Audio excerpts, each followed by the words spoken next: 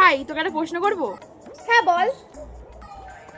শোন, যদি কোনো চিকেন তোর মন চুরি করে নেয় তাহলে তুই সেটাকে কি বলবি? কি বলবো?